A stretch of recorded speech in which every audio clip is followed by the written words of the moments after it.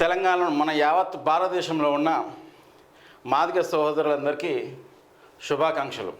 ఎందుకోసం అంటే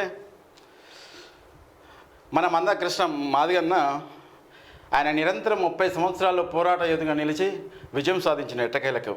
ఎందుకంటే ఎస్సీ వర్గీకరణ కోసం ఆయన అహర్నిశం కొట్లాడిన చాలామంది అమరవీరులు కూడా అయ్యారు. కానీ దానివల్ల శుభాకాంక్షలు చెప్పొచ్చు. దీనికి క్రెడిట్ అన్ని పార్టీలు తీసుకుంటున్నాయి. తీసుకోవచ్చు, ఎవరు ఎంత స్థాయిలో తీసుకున్నారో కష్టపడ్డారో అంత స్థాయిలో తీసుకోవచ్చు.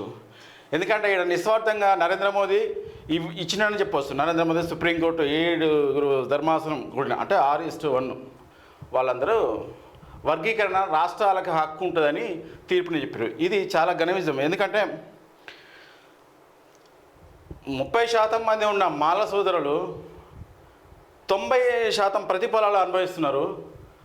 70% ఉన్న మాదిగ సోదరులు కేవలం 10% మాత్రమే ప్రభుత్వ ఫలాలు అనుభవిస్తున్నారు అనే ఉద్దేశంతో ఏర్పడింది మందకృష్ణ మాదిగ ఎంఆర్పిఎస్, ఏది మాదిగ రిజర్వేషన్ పోరాట సమితి అని ప్రకాశం జిల్లాలో 1994 జూలైలో స్టార్ట్ చేసినాం.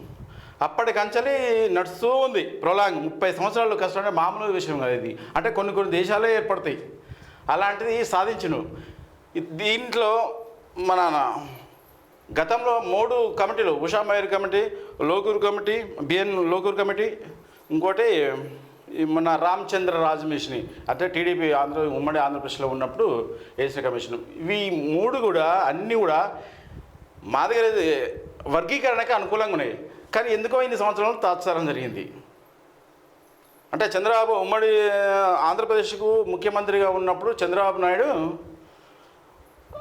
అప్పుడు ఉన్న కమిటీ రామచంద్ర కమిటీలో తీర్మానం ఏమొచ్చిందంటే దాని రిజల్ట్ ఓకే అని చెప్పింది. దానికి 2000 సంవత్సరం నుంచి 2024 వరకు ఇంప్లిమెంటేషన్ జరిగింది. దానివల్ల మాదిగ సోదరులు చాలామంది కొన్ని వేల మంది లబ్ధి చేకూరు.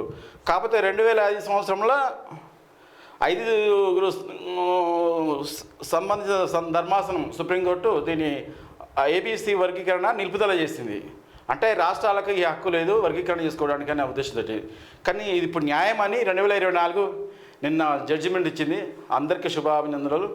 ఇలా నిస్వార్థంగా బీజేపీ వాళ్ళు కూడా చాలామంది కష్టపడ్డారు, టీడీపీ వాళ్ళు కష్టపడరు, మాదిగ సోదరులు అందరూ కష్టపడరు, అమరవీరులు వీళ్ళందరూ క్రెడిట్ ఉంటాయి. దీనికి అందరూ సంతోషపడవలసిన విషయం. ఇప్పటికైనా మాదిగలు భేదం లేకుండా అందరూ కలిసిమెలిసి జీవించాలని మేము ఆంధ్ర న్యూస్ తరపున మేము కోరుకుంటున్నాం.